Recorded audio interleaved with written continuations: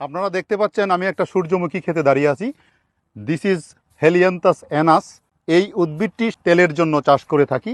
এটাকে সূর্যমুখী বলার কারণ হচ্ছে এই ফুলটা সূর্যের দিকে মুখ করে থাকে।